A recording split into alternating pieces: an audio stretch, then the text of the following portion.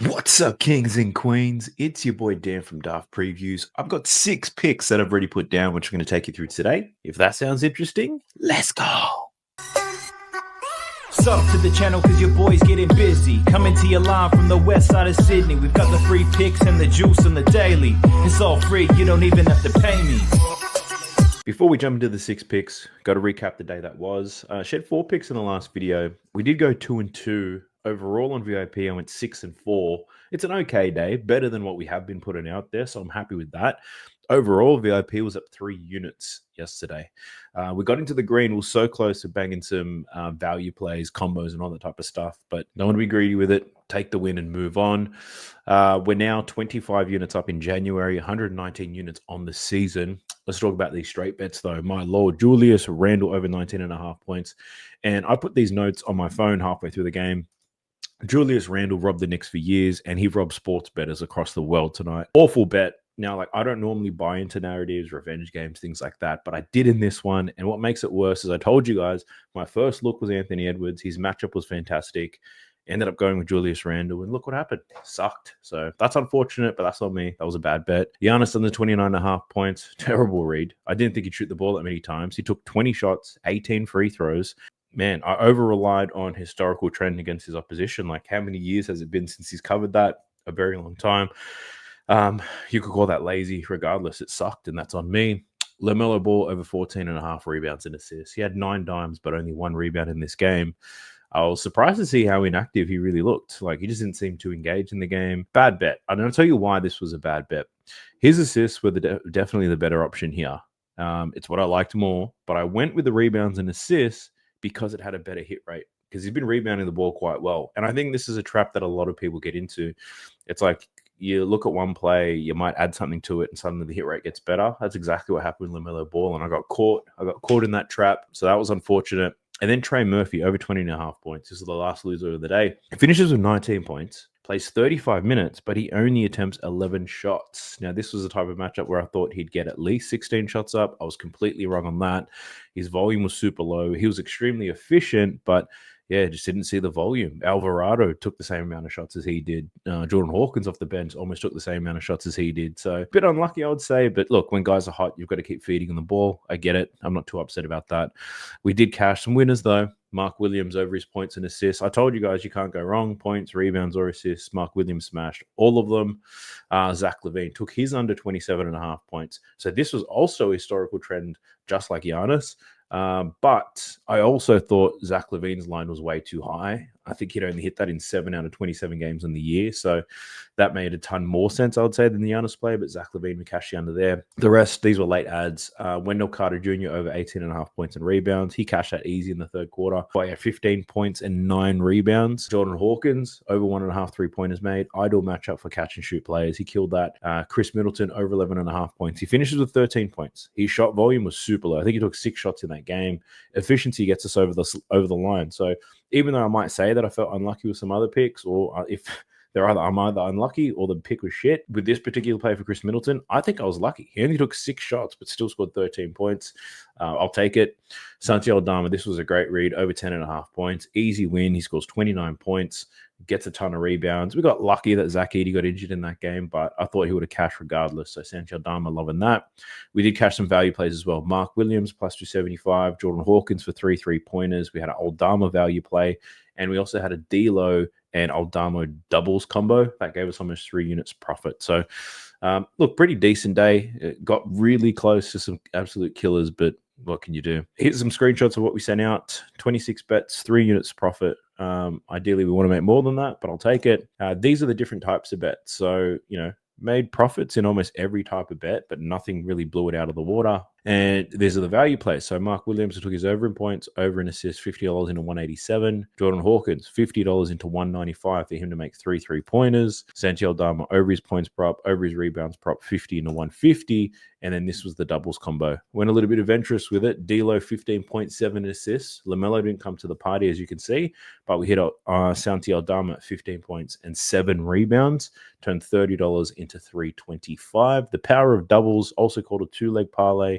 Just Google it. It's called something different in every single country, which is stupid and frustrating, but it's available on almost every sports book. So be sure to check that out. But if you do want to try that VIP, get an entry into the Vivid Picks giveaway. Plus, I'll give you a free trial on my VIP. Sign up to Vivid Picks using my codes below. Deposit $5. Send me an email with a screenshot of your account. Once we hit 50 referrals, I'll give away $100 to 3 different people. Just use the code Daft. And if these aren't available in your area, send me an email, daftpreviews@gmail.com, or you can look at the other apps that I'm partnered with, sign up to one of those, send me an email, and I can take care of you. So I got 6 picks to give you guys. It was a bit more than I have been given. So I'll take you through all those 6. We'll do a mini deep dive because I think the 6 that I've got are pretty much the only ones I think that are worth betting on, but we can deep dive regardless, take you through some other plays, give you some insights. Pretty much, I'm going to push place order on my Uber Eats order right now, and I'm just going to keep going until that sucker arrives. It should give us about 35 to 40 minutes to record, but let's see. Let's go. All right, so we're jumping into Props Madness. This is the best tool you're going to find if you like betting on NBA player props. It's got advanced data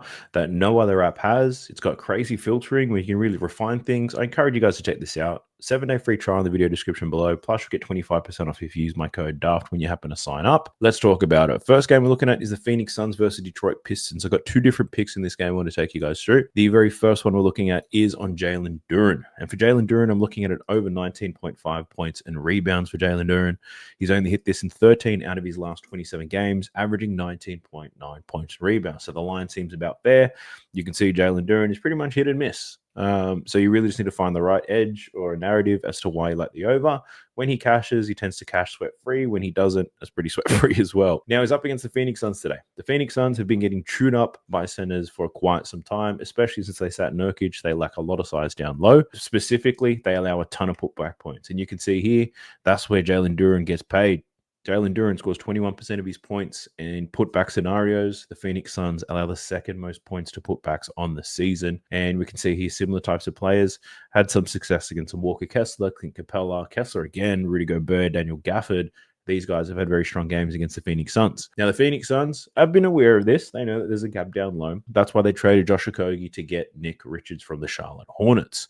So Nick Richards probably gives them a better offensive threat, a slightly improved rebounding big man down below compared to Plumlee and Oso. But at the same time, Jalen Duren, I ran it and I looked at the numbers. He's played Nick Richards 7 different occasions throughout his career. He's covered this line in 6 out of those 7 games. So I can tell you now, Jalen Duren is not afraid of Nick Richards. If you wanted to do some advanced filtering, you absolutely can here in Props Madness.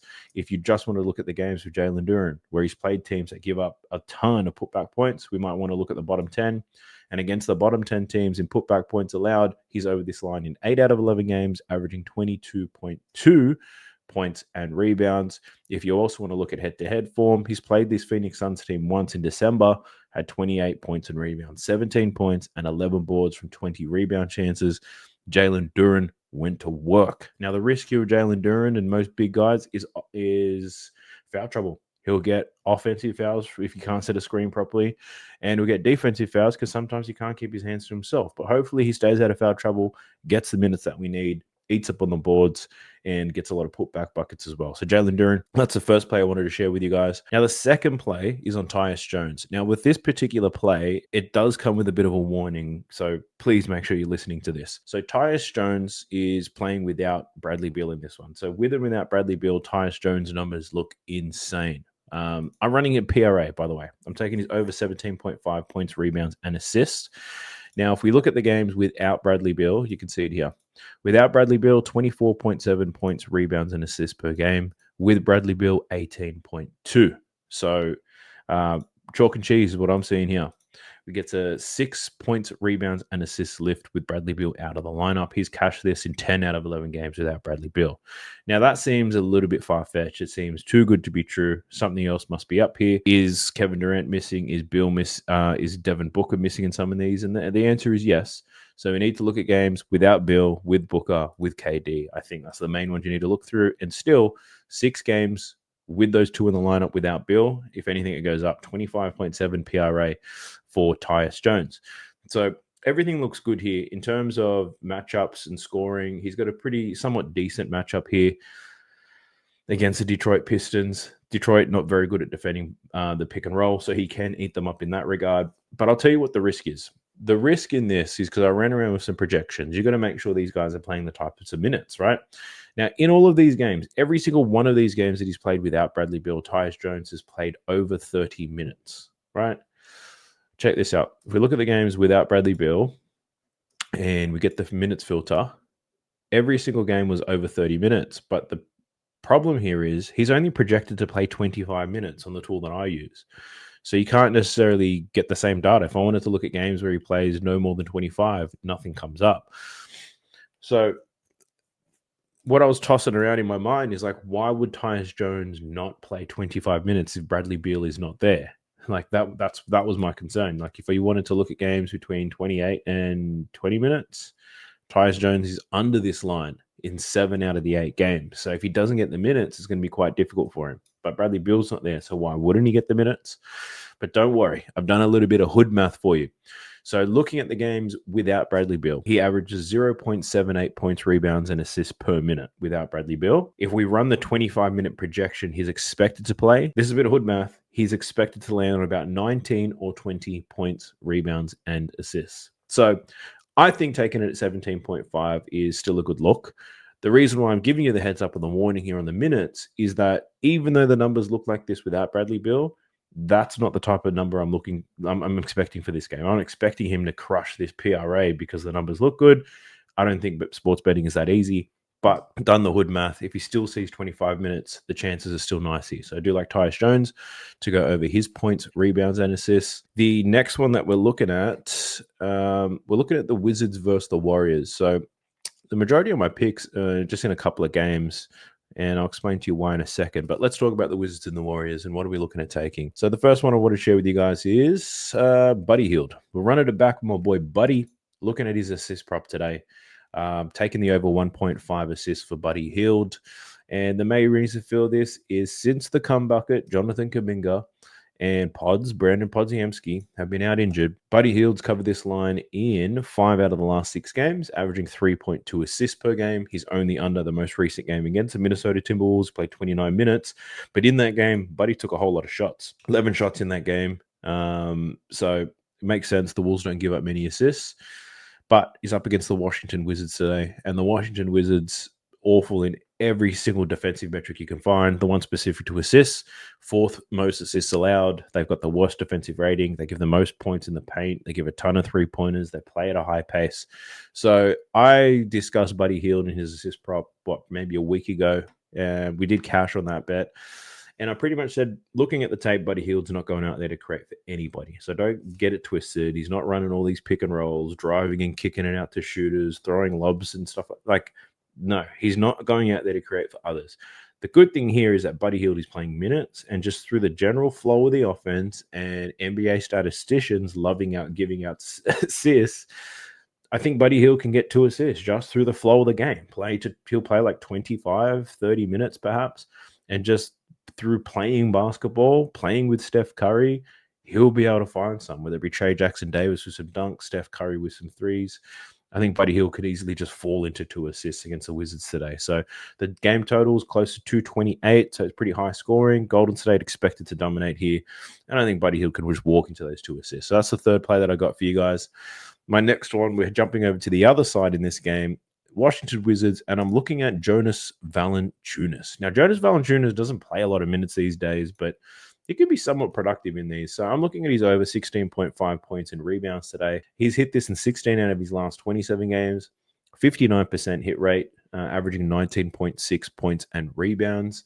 Looking at his projections, he's looking at about 18 to 20 minutes in this game. He normally plays that range anyway. But looking at this, playing with the filters, and the reason why you play with minutes filters, right, is just to remove any outliers from the data. Because if you're making your decisions with outliers in there, it's not going to be as accurate. But looking at games where he's played 16 to 22 minutes, he's over this in 16 out of 25 games, averaging 19.6 points and rebounds.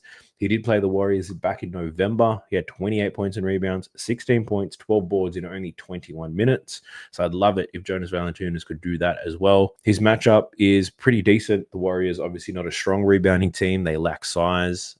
Jonas loves to get buckets from offensive rebounds as well. So the Warriors, 7th most rebounds allowed. Jonas Valanciunas scoring a couple of points on the putback side of things. So if Jonas is able to get offensive rebounds and get putback layups, he'd be able to rack up this number real quick. I'm not expecting any more minutes that he normally plays, probably about 20 minutes, I would say, in this game. Just hoping Jonas is productive in a somewhat easier matchup for him. This Wizards team is going to get bounced. I think everybody's expecting that. Jonas probably not playing for anything, but neither are the Wizards, and he hasn't been playing for anything for quite some time. The man just likes playing basketball. He's been rumored to be traded to the Lakers for the last 5 years. Who knows if that ever happens? But yeah, I think Jonas in about 20 minutes at 16.5, I think this is a great line. It would play this up until about, if this line is at 19.5, I'd be like, well, I'm a bit on the fence here. 18.5, somewhere around there. But at 16.5, I'm down for the Brown. Give me Jonas Valanciunas over 16.5 points. So I've got 2 more picks to take you through. Just got to rack my mind to figure out where they are, and they're both in the Rockets versus the Blazers game. Let's talk about it. The first one I'm rolling with here is Tari Eason. Now, Tari Eason, haven't had the chance to bet on him for quite some time because he's been out injured for about a month. Now, he just made his return against the Sacramento Kings. He had 16 points in that game. But for Tari Eason, I'm looking at his points, rebounds, and assists in this game. He had 20 of those against the Sacramento Kings in his return. Now, Tari Eason, he's normally one of the first guys that the Houston Rockets play off the bench. Now Jabari Smith Jr. is out, Amon Thompson being in. Tari Eason is definitely going to be the first man who steps up off the bench. Looking at his games, you can see he's only played 1 game without Jabari Smith Jr. In this game, he scored very well, 16 points, had 4 rebounds. The main thing that's important to me is these minutes. He had 24 minutes. It was a close game against the Sacramento Kings. So he played 24 minutes, which gives me a little bit of confidence here. I looked at his projections. He's projected to play 23 minutes here against the Blazers. So what I wanted to do is get a reliable sample size of data. I wanted to look at games where he plays between 20 and 25 minutes. I think that's a safe assumption there. And when he plays 20 to 25 minutes, he's over this line in 8 out of 12 games this season. 18.8 points, rebounds, and assists here for Tari Eason. So I do like that. He's played 2 games against the Portland Trail Blazers, getting a similar type of minutes. 1 game, he absolutely murdered them. 22 points, 8 rebounds, 2 assists. Then in the following game, this was in a back-to-back set. He only played 20 minutes, had 4 points. He was 0 from 7, but he still had 5 rebounds. So he had an excellent game and an awful game. Hopefully we get something in between or something great again here for Tari Eason. His matchup, though, is fantastic. Just look at all the green on this bar right here. You can see it. Tari Eason scores 39% of his points in transition, 22% of his points in the spot up. The Blazers awful at defending that. That's 61% of his points. We know that the Blazers don't defend very well.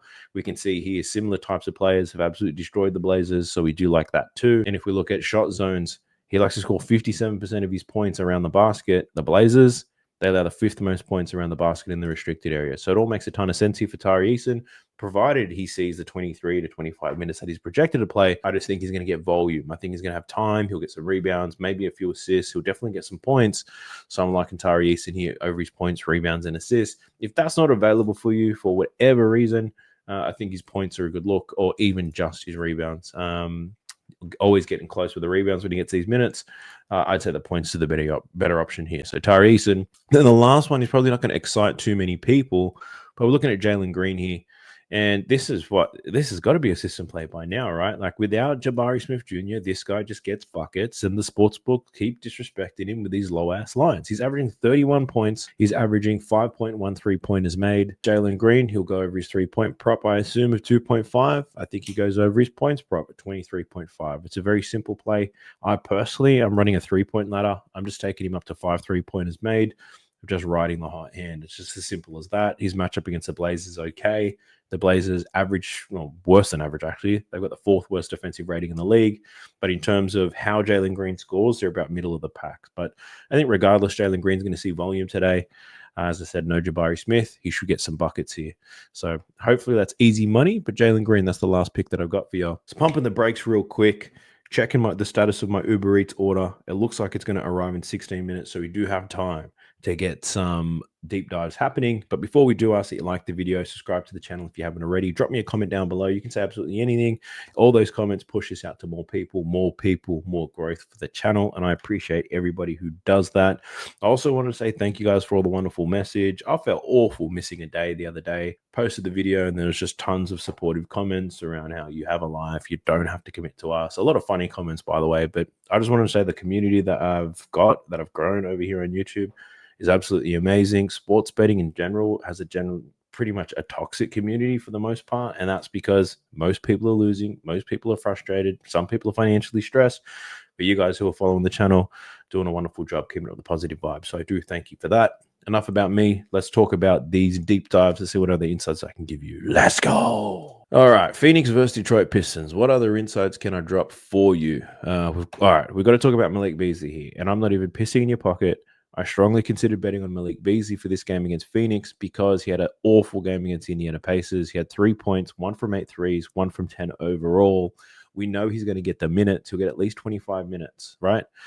But this Phoenix Suns matchup is somewhat difficult. Now, I'm not saying he can't do it, but the Phoenix Suns, they don't allow many points to the spot-up shooters, so that's an issue. If we look at three-point attempts allowed, they're middle of the pack. So it's more like that spot-up thing is what concerns me a little bit, but we know that Malik Beasley can bounce back. I think he broke everybody's heart in these 2 games. He broke us against the Charlotte Hornets, bounced back with 23 against Minnesota. Then he broke us against Portland in an ideal matchup as well. And then he went crazy, had 23 points against the Brooklyn Nets.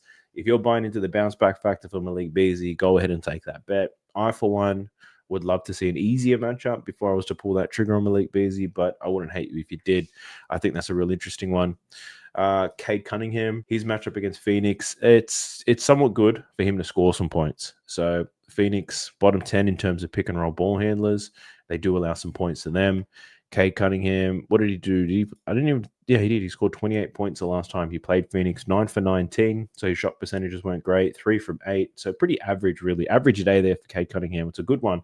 26.5, though, is a little bit high. But what does help, Malik Beasley, Tobias Harris, Tim Hardaway Jr., they all have difficult matchups to score here in Phoenix. I think you need to look at Cade Cunningham or maybe a Jalen Duren. I think that's where the points come from today. So I wouldn't hate it if you looked at the Cade Cunningham over in points. That makes a lot of sense to me. If you wanted to look at his assists, he had 13 assists last time against the Phoenix Suns. He did that on only 15 potentials, which I would say is an outlier. I wouldn't expect that type of volume from him. Line at 9.5. I personally don't love it. The Phoenix Suns, 12th most assists allowed, though. So it all comes down to how he connects with Jalen Duren. That would be really interesting. But I've got no bets on Cade Cunningham, not loving it as much. And for the Phoenix Suns, outside of the ones I mentioned, I think Devin Booker is probably one to bet on today. He's been killing it lately without Bradley Beal, who's, again, extremely unlikely to play in this one. But Devin Booker's been crazy. His volume's been nice. His percentages are coming up. He's up against the Detroit Pistons, who don't defend the pick and roll very well. Remember that Anthony Edwards eating them alive. And if you look at shot zones, we can see here Booker scoring 36% of his points above the break. The Detroit Pistons, 3rd most points allowed above the break. And that's because Jalen Duren plays a lot of drop coverage. So Devin Booker in these pick and roll situations is going to find himself wide open above the break. And I like his ability to go over and cash that. When they last played, Devin Booker wasn't part of the matchup, so he didn't play against Detroit last time. I wonder if we look at last year's data, he only scored 7 points in one game and he only played 5 minutes. So he hasn't played Detroit very much at all. He was very effective in that 5 minutes, scoring 7 points. But yeah, I think Devin Booker can have a good scoring game today against Detroit. He's got the recent form. He's got a good matchup for it. It makes a ton of sense. I don't know why I'm not betting it. It's probably because I already have 2 bets down within this game. But yeah, Devin Booker to go over his points per up 27.5. I honestly don't hate that. It might be something that I put on in the morning. I've already got quite a few bets. I want to wait to see what the market does. And I'll probably put a bit more, and I might put one down on Devin Booker. So I don't mind that at all. We got the Hawks versus Celtics, and I've got nothing on this one. This Boston Celtics team, tough as hell to cap. And this Atlanta team, they've got a ton of game time decisions as well. So I think you'd be a little bit foolish, I'd say, to take a bet so early unless you've got some news or insights that the public don't generally have at the moment. Just looking at RotoWire right now to see what's cooking. Trae Young, DeAndre Hunter, Jalen Johnson, a game time decision. I think that's the more important one. DeAndre Hunter and Trae Young should play in this game. But the spread we see is 11 points in this game, so it could be a blowout as well. So nothing in that game that I particularly like, so I didn't even spend too much time diving into it. We do have the 76ers versus Pacers, another game littered with game time decisions. Paul George, Yabusele, Andre Drummond, game time decisions. Joel Embiid is out. The only one that I considered betting in this game, because this Pacers team is a little bit unpredictable for me, not going to lie. I'm struggling to bet on those guys, but Tyrese Maxey. Now, his line is high. Play style is awful. He takes so many difficult shots, but the numbers and the matchup make sense. Up against the Indiana Pacers today, who give up quite a few points in the pick and roll. Believe it or not, they're good at limiting points above the break, where Maxey scores a ton of his points. But if we look at Tyrese Maxey in games without Joel Embiid, He's cashed this in 10 out of 22, averaging 27. But if Paul George is out, check this out, gets a little bit better, 27.6. If we look at these more recent games here, he's on a 5-game stretch where he's covered this line. And the last time he played the Indiana Pacers, he scored 45 points. Yes, this would have gone to OT. He played 48 minutes. But there was no Embiid, no Paul George in this game. Tyrese Maxey lights them up. 32 shot attempts. Gets to the free throw line. Scores 45. So that was his season high, was against this Indiana Pacers team. And he's most likely going to see them without Paul George and Joel Embiid again. Yeah, look, it makes a ton of sense. I particularly don't like betting on Tyrese Maxey because his shot selection is awful. I'm not desperate to get any bets down right now, so I'm happy to wait. But if you're looking for something in that game, Tyrese Maxey, I think, is one that's worth considering. Then we've got the Wizards versus the Warriors. I already told you about the Buddy play and the Jonas Valanciunas play, but who else could be worth betting on this one? Steph Curry, his lines are always too high. For Steph Curry, I think the way that I think about it, this is how he's performed without Podziemski and Kuminga. He's been somewhat consistent though, so I can't knock that. But for Steph, you probably can look at his threes, but yeah, the line's at 5.5. I take that back. You probably can't look at his threes. Who else do we have in this one though? We've got Jordan Poole. From what I understand, Jordan Poole's been playing okay, but no, he has not. The last 4 games, ass, and now he's up against the Golden State Warriors today, which is a very difficult matchup for someone like Jordan Poole. But it is his old team, and I think we've run into this scenario before. The matchup was awful, but Jordan Poole still covered extra aggressive against his old team. Now, he's a player that can get into that revenge game stuff. He's a dog. He's not like Julius Randle.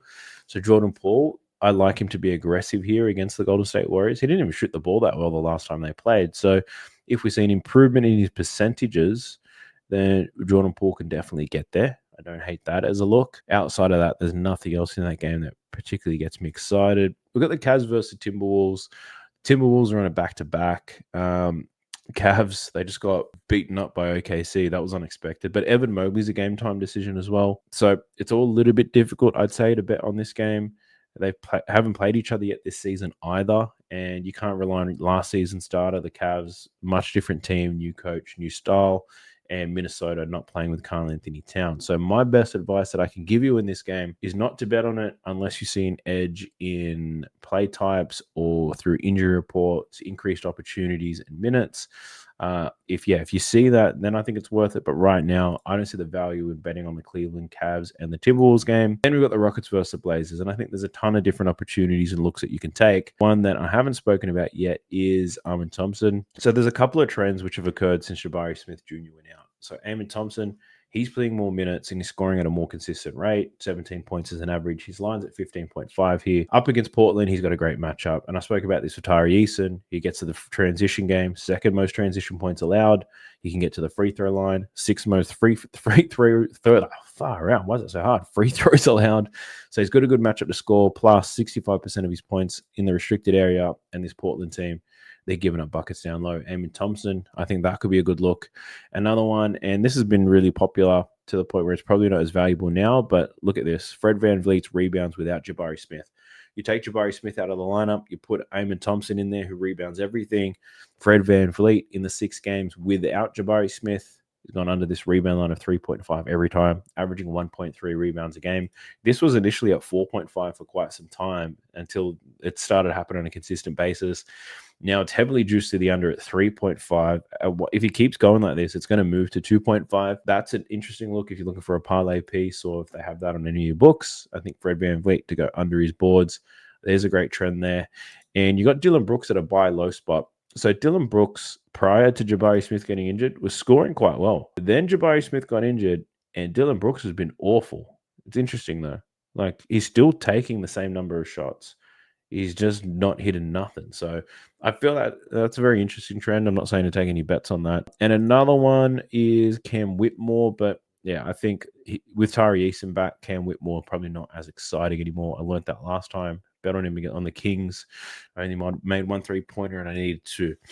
Looking at Portland, now Jeremy Grant's a game time decision to come back here, and that throws everything out. All the recent form is not relevant for Portland if Jeremy Grant's out because he's been out for quite some time. Denny Ardby is a game time decision as well. So if you're looking at the Portland Trailblazers, unless you're looking to bet on unders, I don't think it's worth taking a look at any of their players at this given point in time. So that's a wrap on today's video. My Uber Eats is set to arrive in 3 minutes. Come get it. Oh, I can't wait. Nothing like smashing a burger and chips at 11:30 p.m. Honestly, can't wait. I'm starving. Prioritize doing my picks over eating dinner at a reasonable time. So I'm pretty keen for that. But hopefully you guys enjoyed it. If you did, let me know down below in the comment section. Let's cash out. If you're interested in checking out VIP, get on that Vivid Picks train. If you haven't signed up to the channel yet and subscribe to the channel, my apologies. Subscribe. We're looking to get to 25,000 is our very next milestone. We're killing it at the moment. A lot of views, a lot of engagement. I appreciate everybody who does that. But I'll catch you guys in the next one. Best of luck to us. Peace. Sub to the channel cause your boy's getting busy. Coming to your line from the west side of Sydney. We've got the free picks and the juice on the daily. It's all free, you don't even have to pay me.